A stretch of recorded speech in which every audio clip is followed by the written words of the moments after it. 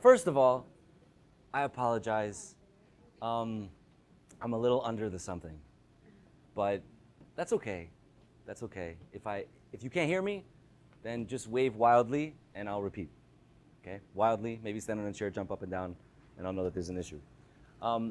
This is, hey, what's up? I am beyond excited, like, for this. This is so cool. I've been looking forward to it for a really, really long time. So if I get a little bit emotional, you'll forgive me. It's okay. Everything will be fine. If I cry a little bit, just go with it. It's not a big deal. It's not a big deal. And then the final thing, which is the most important thing, is that we have empty chairs in the room. We have empty chairs in the room. We should not have empty chairs in the room. We should get to a point where we need to bring more chairs into the room. That's it. I enjoy the optimism, and I hope that is true. But even if it is, even if we fill up every chair in the room, we have a responsibility to ourselves and to each other and to our community to bring other people in. We really, really do. And in fact, that's what we're going to talk about a little bit today. So I don't know if the title went out. Did the title go out? No? You came without a title? Surprise. Wow. Okay. Well, now you're right. It's potluck. Okay. The title is The Death of Society. Yeah, I know, right? It's not heavy. It's not heavy. It might be a little bit depressing. The death of society. So Anita was telling me that she's like, hey, Sprung, maybe we can like go a little bit deeper and stuff in the class because it's a little boring. So maybe we could dig a little deeper. I'm like, yeah, we could totally go deeper. That's fine. So if we go too deep, blame Anita. Her fault.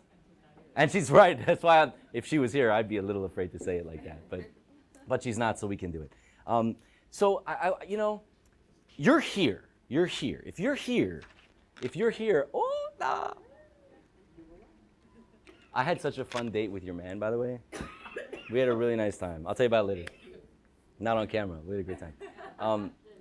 If you're here, here's what I know about you. Here's what I know. I know that your values are very important to you. How important? $30,000 a year per kid important. That's how important they are, right? That's a lot of important. That's a lot of important. So I can know that about you without ever having met you before. Okay, let's take a moment for just to think for ourselves. What are those values?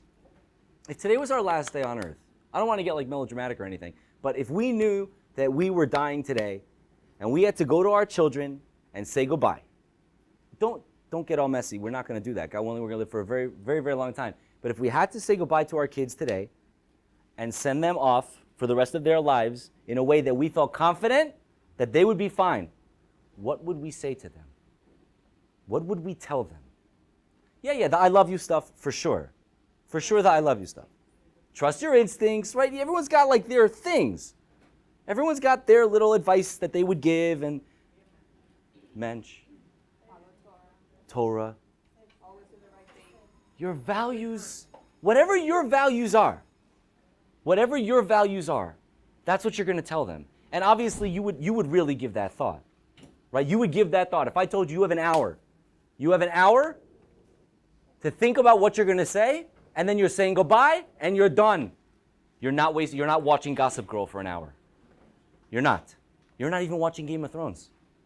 You're going to take an hour, and you're going to think so hard of what you would say to that $30,000 a year child that you care so much about. And you would tell them your values, you would communicate them to the core, and how important it is to you forever for them to carry on with that legacy. And that's a beautiful thing. And I believe firmly, and I would bet my bottom dollar that every single one of you would do it. Now, here's where that breaks down. Your great-grandmother, truth is there's 4 of them, right? There's 4 great-grandmothers.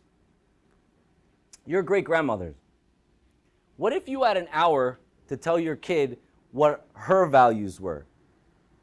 Could you do that? Really? You could? You knew your great-grandmother well enough?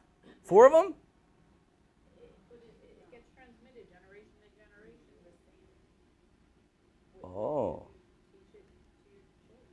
So you're saying you and your great-grandmother have the same values? Society plays a role, though. You think? Massively. Massively. You might guess a few right.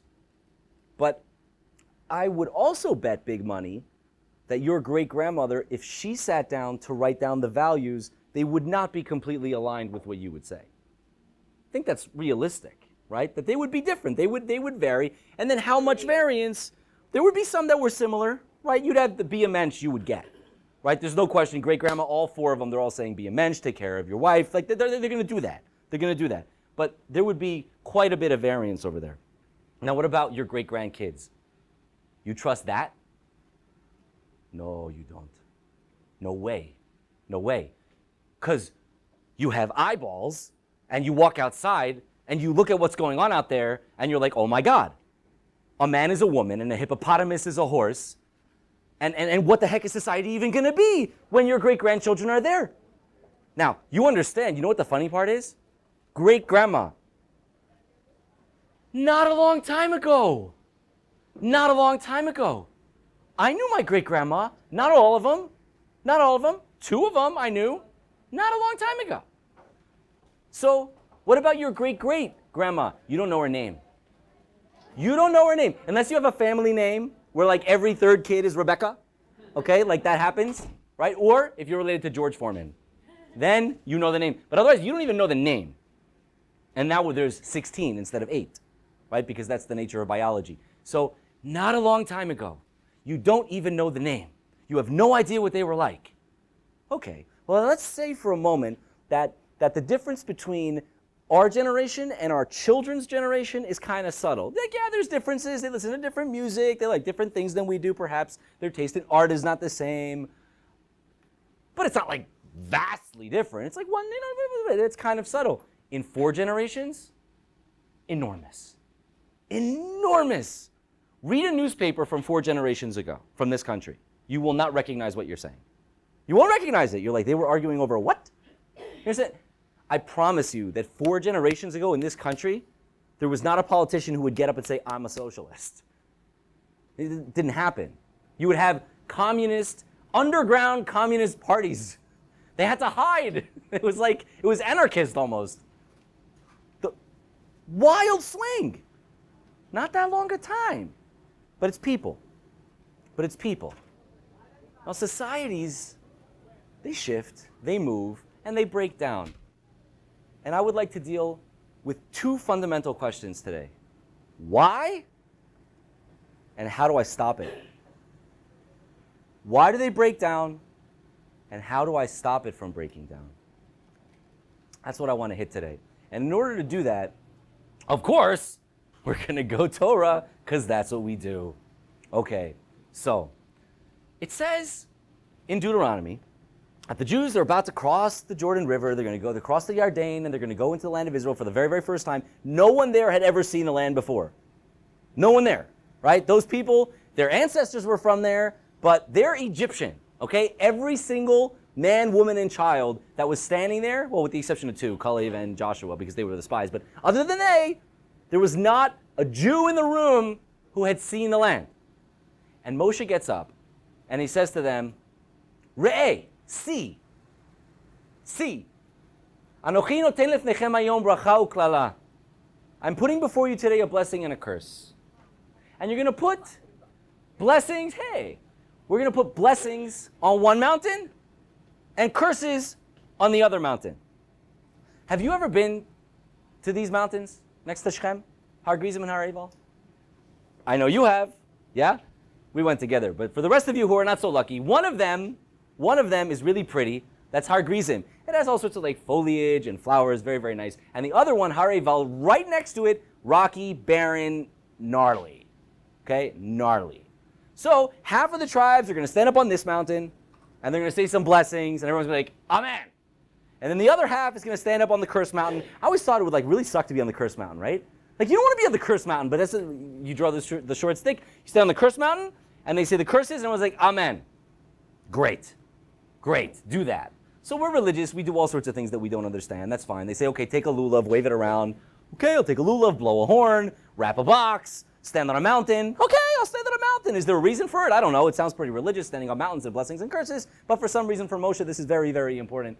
But it gets even weirder than that because he's like, you have to do this on the first day that you get in. It's very important. It's very important that you do the blessing mountain and the cursing mountain on the first day that you get into the land, that you cross the Jordan. Have you ever traveled with your family? Yeah, exactly. Exactly. I'm sorry. You want me to what? Moshe, have you met my children? Let me introduce you to Yankee. This is Yankee. I want you to babysit him for an hour. If you can survive, I'll walk up the mountain, Mo. But no, very important, super important that the very first day you walk in, boom, you go there.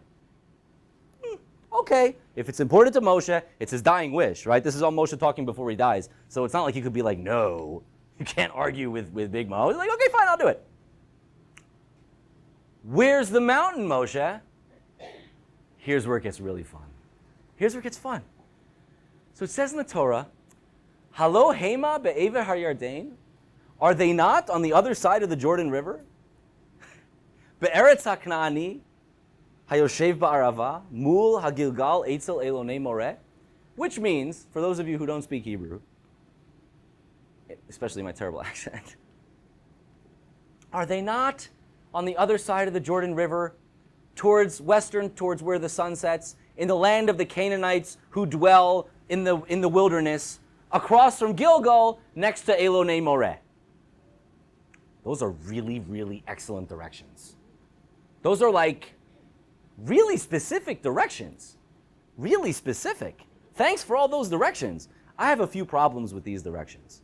Number one, you started out by saying, Halo Hema, are they not over there? Right, what do you mean are they not? Like, I don't know, are they? You're telling me they are, so they are. What do you mean, are they not there? Yeah, they're there. So you don't need to be poetic about it. You can just be like, yo, they're there. Furthermore, do the Jews know where Shechem is? Yes. They know where it is. They know where it is. So you're saying you have to go that way, western, towards where the sun sets, in the land of the Canaanites who dwell in the wilderness, because that's very important. If you're going to the mountains, you have to know that the Canaanites dwell there in the wilderness, and it's across from Gilgal, and it's next to Elonei Moreh, which is another name for Shechem. The Jews know where Shechem is. You know what you could have said? Go to Shechem. Oh, okay, Shechem, cool, got it. Aye. Why this? That's bizarre. That's just bizarre. So I figured I would write down a few of these little mile markers for us. He says, are they not towards the land where the sun sets, next to the Canaanites? I think that's how you spell Canaanites. Next to the Canaanites who dwell in the wilderness, across from Gilgal,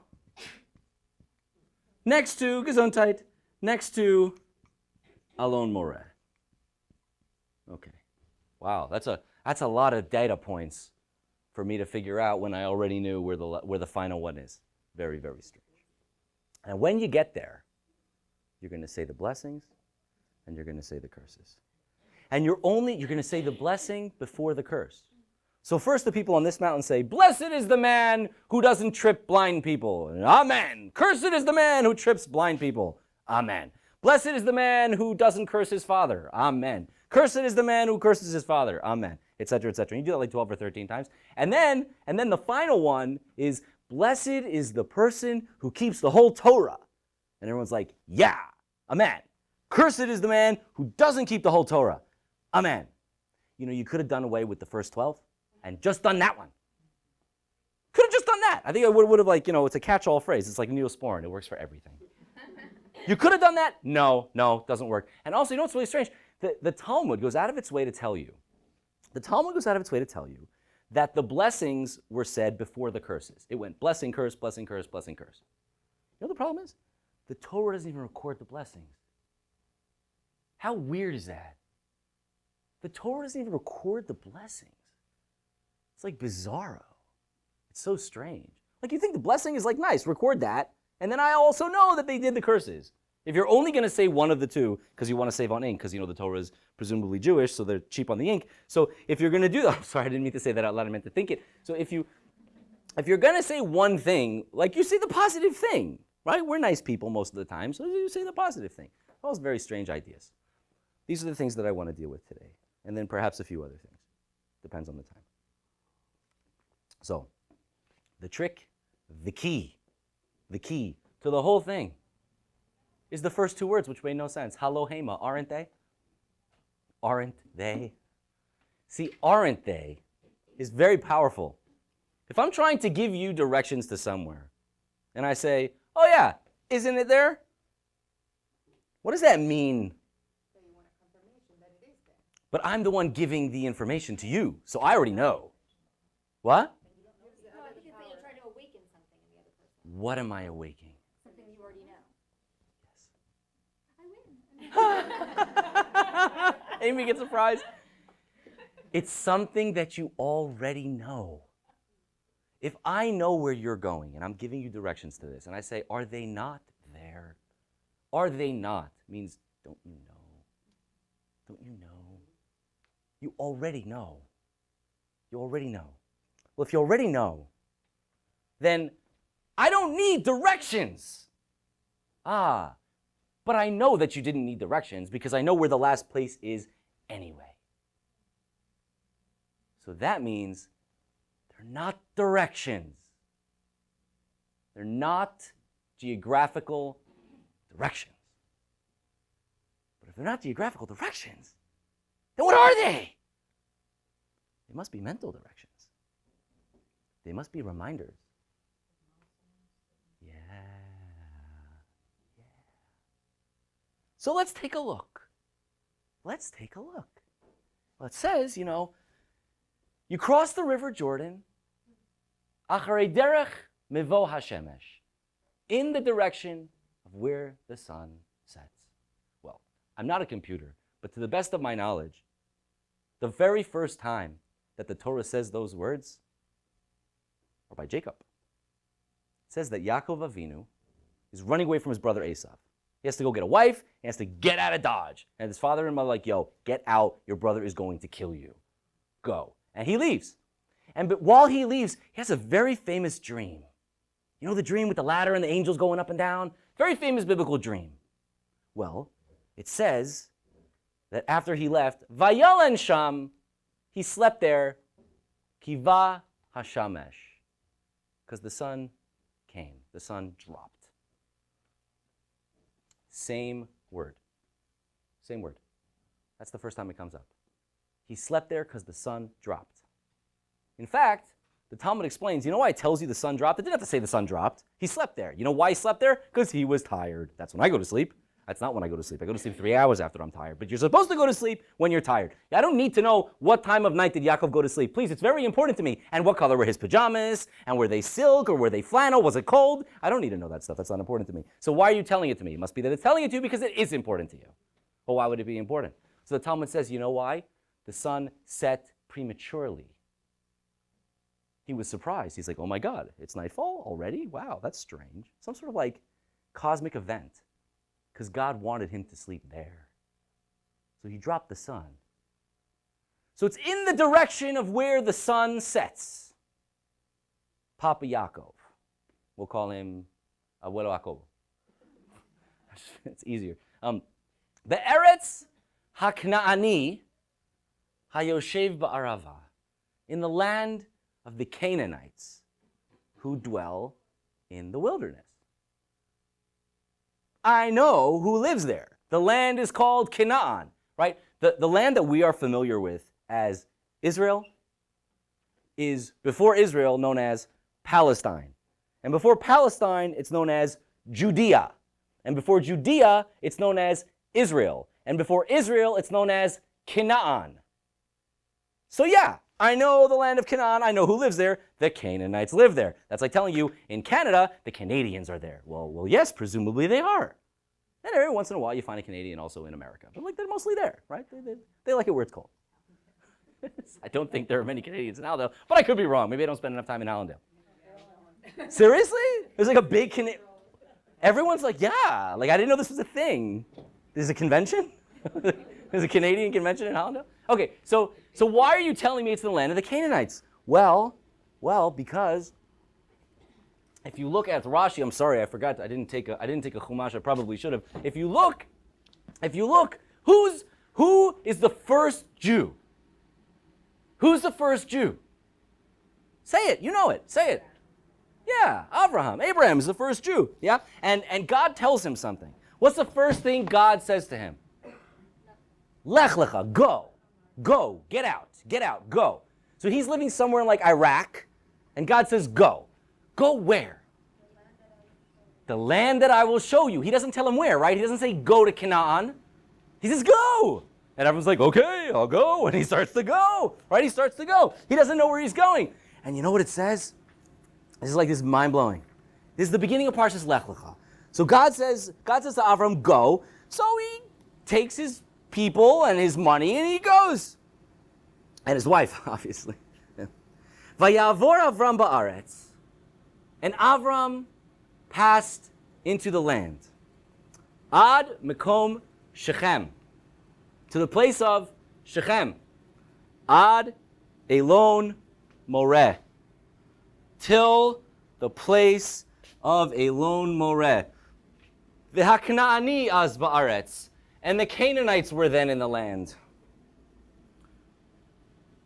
So Rashi says, V'haknaani az ba'aretz, says, well, Hayaholech v'kovesh et Eretz Yisrael. The Canaanites were in the middle of conquering the land.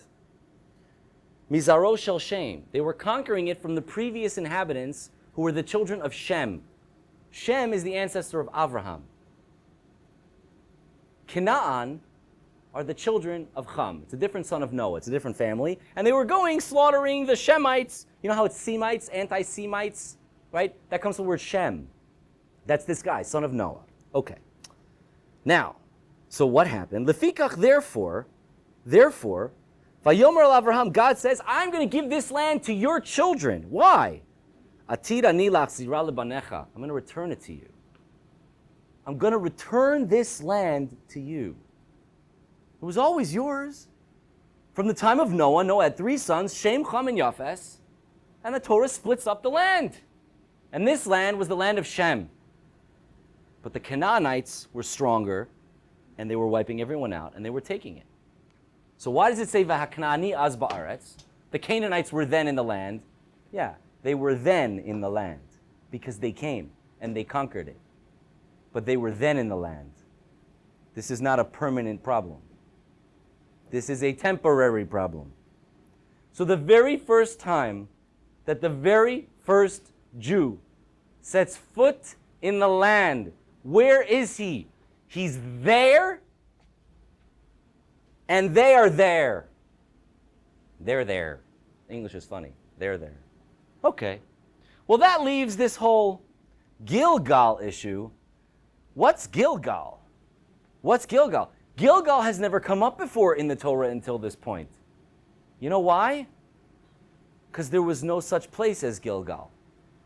Gilgal is named in the book of Joshua. The book of Joshua is after they are done with the Torah, right? We close the Torah and we move on to the book of Yehoshua. So it's Yehoshua, and then there's Shoftim, and then there's Shmuel Aleph, Shmuel Bet, Melachim Aleph, Melachim Bet, etc., etc., etc. There is no place called Gilgal. There's Gilgamesh from the Smurfs, but there's no Gilgal. There's no Gilgal. So what is this Gilgal place? What happened in this Gilgal place? Fascinating, mind-blowing things happened in the Gilgal place. Crazy things. So Joshua takes in all the Jews, and the first place they go, like we said, to the mountains, to the pretty one and the ugly one. And then they go to Gilgal. And what do they do in Gilgal? They circumcise everyone. Why weren't they circumcised? Why weren't the Jews circumcised? Don't we do that? Isn't that like a thing? Because if it's not a thing, I'm really upset at my parents. It's a thing. We circumcise our sons. So why weren't they circumcised? Because they were living in the desert. The previous generation had died out. They were all dead. They were dead. The new generation grew up in a desert. You don't circumcise people in a desert. It's dangerous. There's infection. There's infection. So you don't circumcise. So the entirety of the Jewish people, with the exception of the Shevet of Levi, the tribe of Levi, they didn't have Brit Milah. So Yehoshua circumcises them. Now, listen to the way that the Torah writes this. It's unbelievable. It says as follows.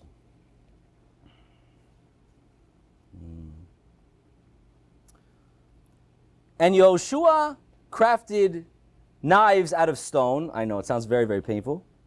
And Vayamal et bnei Yisrael, he circumcised the Jews, El Givat Ha'aralot, on the hill of the uncircumcised, the hill of the foreskin, right? Why did they call it the hill of the foreskin? Because they were all foreskinned when they were there up until, cutting time. Okay. Now, and why were they not circumcised? So Torah explains, because they had come out of Egypt, etc. Okay.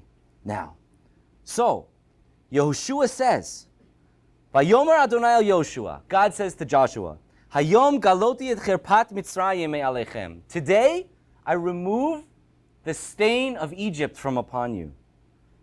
Vayikra shem hamakom ahu Gilgal ad hayom hazeh. And they called that place Gilgal until this day. I removed the stain of Egypt from upon you, and they called the place Gilgal. Well, that's interesting, because the Jews had left Egypt 40 years before. So what? And that entire generation had died out. So what do you mean you removed the stain of Egypt from upon me? The stain of Egypt has been gone for 40 years. They were wandering in the desert. So remove the stain of the desert upon you. It's not the stain of Egypt.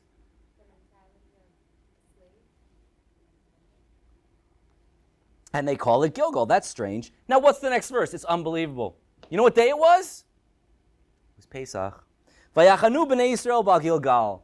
And the Jews encamped in Gilgal, and they made the Pesach on the 14th day, and they ate the Pesach and the matzot, and the next day the man stopped. So the last time they eat the manna, the food that they had in the desert for 40 years, was there, across the street from there, where they live, where Jacob went. Now, why would you call the place Gilgal? Very strange. Strange word to call it. There's one more thing that happens in Gilgal. Very famous thing. The word Gal. Baruch Hashem, now we have Israelis. What does the word Galgal mean? Wheel. Right. Al Galgali in rakevet. Yeah. Right. Galgal is a wheel. What? Gil is joy with a yud. No, there's no yud. It's Galgal, actually. It's written Galgal. Yeah. If Galgal is a wheel, why is Galgal a wheel? What's Gal? What's one Gal? Wave. Now you know why Galgal is a wheel? Waves. Wave. A wheel is something that has multiple waves. It keeps going. So Galgal is Gal, followed by Gal. Wave. Turns, wheel. No, you don't like it? Why don't you like it?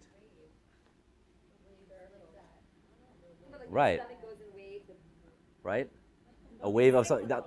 Yeah, that's what wave is. I understand that a wave doesn't go all the way under. It's wave. Yeah. Very yin and yangish, by the way. So, what else happened in Gilgal? You've heard of Elijah the prophet, Eliyahu Hanavi? Eliyahu Hanavi was fed up with the Jews worshiping idols. He couldn't take it anymore. He's like, I'm done. So what does he do? He says, we're throwing down. You guys, the prophets of the Baal, you come and you make an altar and you cry out to your God, and I'm going to come and I'm going to make an altar and I'm going to cry out to Hashem. And we're going to see who listens. And all the Jews are going to come. We're inviting the whole town. And you know where he invited them to? Gilgal. Why? Why are you inviting them to Gilgal? Today I remove from upon you the stain of Egypt. They had never been to Egypt. They were born in the desert. You think the stain of Egypt has to do with the place of Egypt? Or is it the influence of Egypt? It's the influence of Egypt. Today, I renew you. I turn you over. Today. And then immediately after, they do the Pesach. I mean, what's that symbolic of? It's a whole new Yetziat Mitzrayim. We're starting again today. It's new today. Eliyahu, he's like, we got a major problem. These Jews, they're bad news. They're worshiping idols. It's terrible. Okay, we're locking this down today. Where are we going to do it? We're going to Gilgal. That's where we turn it over. That's where we start again. We start again in Gilgal. Now, it will be when you come to the land. It will be when you come to the land. The first place you go is there. Aren't they? This isn't the first time, is it? This isn't the last time, is it? Aren't they there? Won't they always be there? Isn't this always going to be the story? Aren't they? It's not physical points on a map. Torah is explaining to you. It's giving you the road map. The road map. It's the road home. And it goes through those places, through those ideas. The temple idea, the idea that the land is going to be ours again, the idea of renewing ourselves in the first place that the first Jew showed up. So you will do that on the first day. Why on the first day? Why can't I rest a little bit first? You can't rest a little first. What do you think you're doing here? You think this is a vacation? You think, oh, come to the land, yay, it's a vacation. No, this is serious. You do this before you do anything else. This is the first thing you do, and I know it's going to be a schlep, and I know it's going to be impossible, and I know the kids are going to be very, very cranky. You do it the first day you go. The first day you go. You set your society on a hill, and you carve it in stone, literally. You drop an anchor, and you say, this is what we are. This. Let's understand for a second. When you put half the nation on a mountain that's nice, and half the mountain on a mountain that half the nation on a mountain that's not nice, what are you doing? You're exactly a visual. A visual. You're giving a visual representation that there are two directions you can take in your life. You can go this way, and you can go that way. And there are only two directions. There's no third direction. You're going this way or you're going that way. And one route leads to this, leads to blessing. And the other route leads to curse. And you better know that. And who has to show up? Everybody has to show up. And who has to say amen? Everybody has to say amen. You know why? It's unbelievable. It's crazy. It says in the Torah, listen, Israel. Hasketu Shema Yisrael. Hayom hazeh niyeta la'am. Today, you become a nation. Today, you become a nation. You're talking about the mountains that they're going to do when they cross the land. That's when they become a nation. They've been a nation. They got a nation. They were a nation when they got the Torah. The Talmud asks, I don't understand. They became a nation when they got the law. That's what makes you a nation. Laws. The fact that we all have one common law makes us one nation. So what do you mean, today you become a nation? You know what the Talmud answers? Crazy idea. It says, yeah, but the difference is back then they accepted the law individually.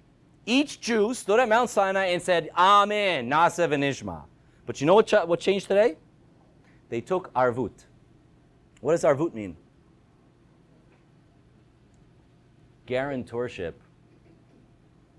Each Jew, the responsibility. Responsibility. I'm responsible for you, and your responsibility for her, and yours for him. We're all responsible for each other. So when it said, listen, Jews, today you become a nation. What do you mean? We've been a nation. Yes, you've been a nation. You've been a nation. Yes, very nice. Today, that's about to change. That nation status is going to change to a different type of nation status. This is the status of you are responsible for what your neighbor does. That's very unreasonable. I'm an American, okay? I'm as gringo as they come. And let me tell you, what you do in your backyard, no me importa. I don't even want to know. I don't want to know. I don't care if you're barbecuing cats. I barbecue chicken. You barbecue cat. Whatever. Like, live and let live. Not a Jewish idea. That's the American in me. In Torah, if your neighbor's barbecuing cats, you got to have a convo. You got to be like, look, you really shouldn't do that. And I think you should seek help. Why? Why? And besides, you're telling me that I'm responsible for what you do. I can't stop you from doing whatever you want, right? It says in the Torah, right, you can't eat pig, right? Not allowed to eat a pig. Okay, tell me something. If you eat pig, what am I going to do? I'm going to grab it out of your hand? I should like hit you in the face because you're eating a pig? How can you make me responsible for you eating pig? But you may be responsible for educating, they may not know. Ah, indeed. They might not know. And more importantly, even if they do know, you can't stop them. You're not responsible to stop them. You're responsible to speak up, to speak, to educate, to take a stand, to speak. Well, why? Why? Why can't I sit there in my little yeshiva with my friends and my family and my Shabbos table, and I'm not going to have any pig, and do whatever I want? Why do I have to concern myself with what they're doing 3 blocks away? That's true. They'll influence my kids. They certainly will. Tell me something. You live in a society? Yes? You think that what happens out there has no bearing upon what happens to you? Are you crazy? Yes, look, Venezuela. Yes, Venezuela. No, it's very true. It's a great example, right, when you take it to the extreme. Of course it affects you. You're not an island. So when you hear the idea for the first time, it's like, what do you mean? How can I be responsible for you? That's crazy. I don't want to take responsibility for you. And then you sort of open it up a little bit, you unpack the idea, and you're like, wait a minute. If I'm not responsible for you, I can guarantee you that the things that you do are going to affect me. Of course they will. How could they not? They'll affect my children, like you said, because they're going to be influences. It's going to affect whether or not people are throwing Molotov cocktails in the street. How does society get from here to here? The answer is first slowly and then quickly. First slowly and then quickly. Societies are like bankruptcies. They happen slowly and then all at once. All at once, the thing crumbles down. Whose fault is it? Well, it's only the fault of the people that are there. Like, you can't blame it on the people that aren't there. Yeah, but what could we have done? I don't know. I don't know. But it's your problem. It's your problem. And if you think that your society is not your problem, wait till the rioting starts and tell me it's not your problem. You can speak up, but you can't control government. If you speak up, and you speak up, and you speak up, You create a movement, but that movement, there's only so much you can get so far. that's what you can do. If you think that way, But but it starts, Yeah. nothing happens. well, Yeah. yeah, no, that I agree with. Yeah. But there's always that. There's boundary. always boundaries. It's just you hit it. Yeah, No, but you gotta keep trying. you got to do it. If you don't do it, it comes home to roost. So what do the Jews do? They get up on these mountains, which are very stark visual representations of what your actions lead to. And they say, what do we bless? What do we curse? What are our values? What do we stand for? And they say it, and everyone says amen. Amen on the blessing, amen on the curse. We're all here. This is what we believe. The first day we walk in, that's the hour where you tell the kids the values. That's your values. That's your anchor. That's our values. You said before, well, my values and my great-grandmother's values should be the same. Yeah. Yeah, they should. They should. In fact, if your values are not the same as your great-grandmother's, then your great-grandchild's will not be the same as yours. My definition. It'll keep moving, little bit, little bit, little bit, little bit, little bit, until it's unrecognizable. But if you drop an anchor and say, that's what I stand for, that, well, then it's very clear and it never changes. And it's called Gilgal, Ad Hayom Hazeh, until today. Does that mean that people don't forget? They forget. Does that mean people don't make bad decisions? They will, they do, they continue to. That's okay. We got the wheel place. We can turn it over. We'll make mistakes. We'll screw up. And we'll fix it. We got Gilgal. We'll fix it. We'll fix ourselves. Yeah. You know, what's something crazy? So the epitome of Jewish society historically was in the time of King Shlomo. That was the best, that was the Camelot of the Jewish experience. And he built the temple. He built the temple. Now, if you read not just Tanakh, but like any old document from the time of the Hittites or the Girgashites or whatever, you're going to read, oh, and it was in the 12th year of the reign of Ashurbanipal that he conquered the Hittites and took out the Massagetae, right? That's how you dated things. It's funny because we live in such a different world. We're like, oh yeah, it's 2018. It is? Why? Oh, because people said so. Okay, but if you're Incan, right? If you're Incan, it's not the year 2018. It's the year 12,000 something, right? Like, when are you counting? So the way that it used to be, if you lived in this area, you counted from the king, the year of the king Hermes IV. And you know it's the 5th year of his reign. So King Shlomo builds the temple. It builds the temple. And he completed the temple in the 2nd month of the 4th year of his reign. So you would expect, and I think appropriately you would expect, for the Torah to say, and it was in the 2nd month of the 4th year of the reign of King Solomon, he completed the temple. But it doesn't say that. You know what it says? That's the end of the verse. What the beginning of the verse is? Mind-blowing. And it was in the 480th year from the Jews leaving Egypt, in the 2nd month of the 4th year of his reign, that he completed the temple. The 480th year that the Jews had left Egypt. Who's counting from there? You. You're counting from there. When do you think this starts? It starts there. You can even back it up. You can back it up and go all the way back to Abraham, 3,800 years ago. It's one story. It's one story. And the story keeps going again and again and again and again and reliving itself all the time because we never get the point. It's the same story. So you date it from the beginning. You don't date it from the 4th year of King Solomon's reign. He didn't come up with the idea to build a temple. It's in the Torah. Torah says build a temple. Yeah, it took 480 years. Okay, better late than never, I suppose. So, we began by saying, why?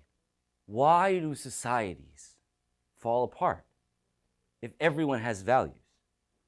And secondly, how do I prevent it from falling apart?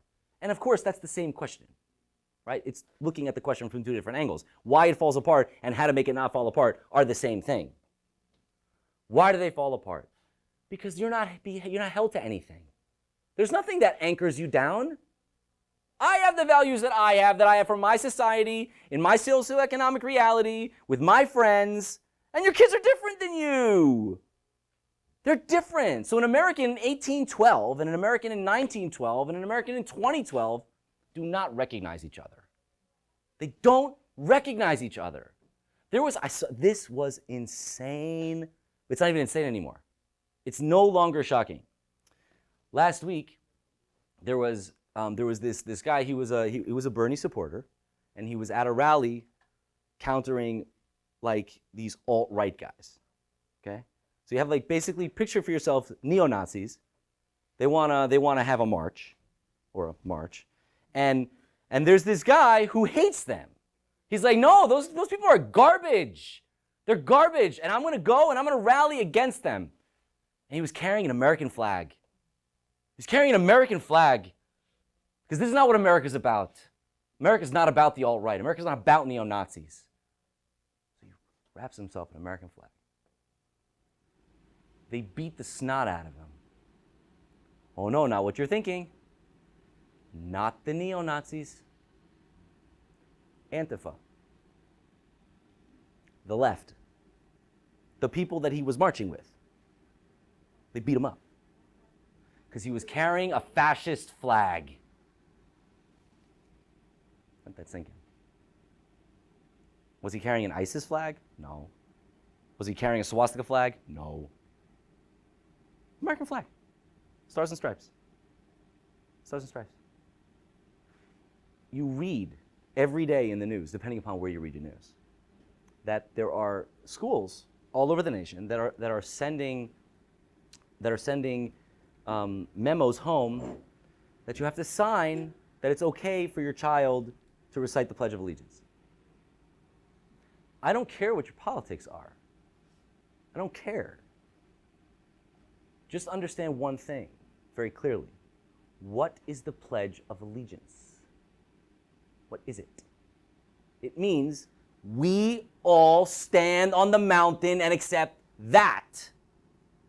So what does it mean when you have to send a memo home so the parents can decide whether or not their kid stands on the mountain with you? It means you no longer exist as a nation. You don't exist anymore. You're already dead and you don't even know it. You've already died. It's over. It's over. Why? Because nothing, you don't stick to anything, nothing unites you anymore. There is no anchor, there is no mountain, there is no book. It's just what I want today, and what I want today will not look like what my grandson wants on that day. Why society falls apart? That's why. How do you stop it? Gilgal. You drop an anchor. So whenever you get lost, you go home.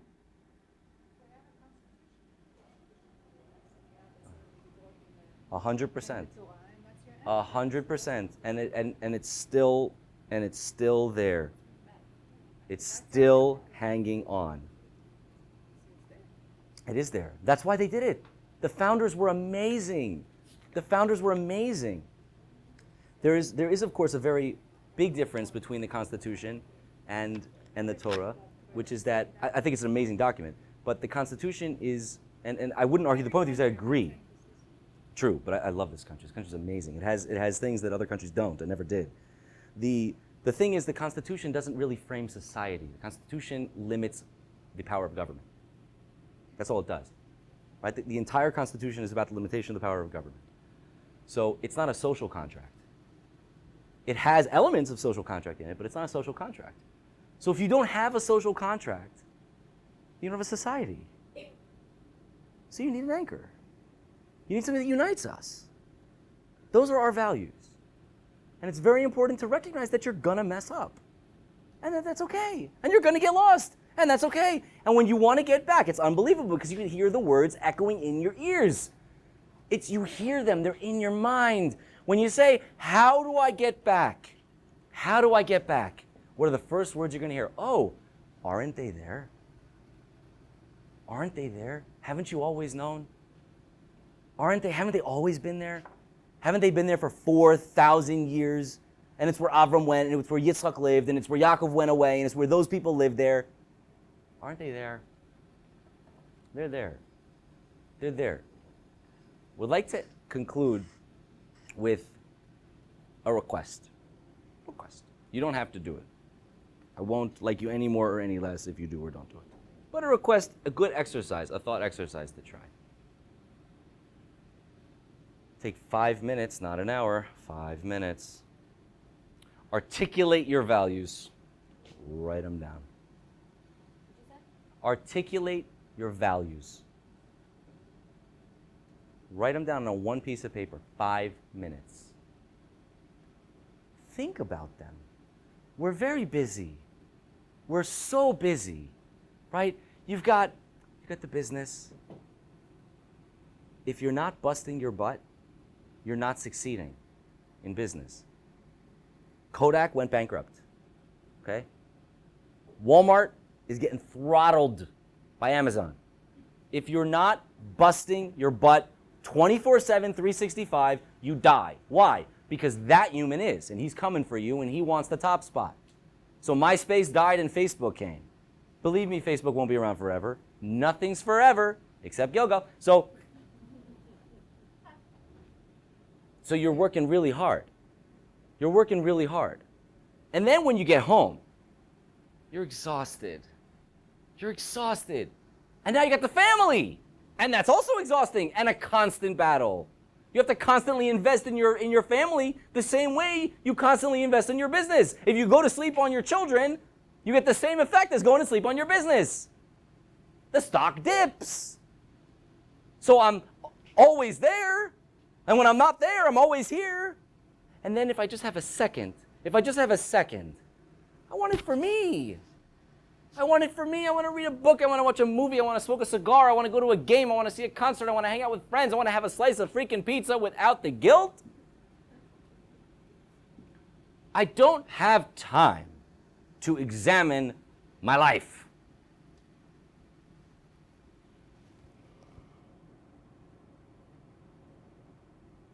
You get me, right?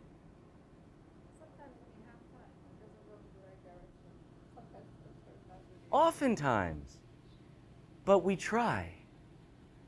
And I think that the overwhelming majority of people don't try. They're distracted. They're distracted. They live their lives and then they die. And they never thought about what their lives were supposed to be. They were just in it until they weren't. When do I sit down and decide why I'm here and where I'm going and what I'm doing with my family and where my values are and what I want my great-great-grandchildren, who I might never meet? I might never meet my great-great-grandchildren.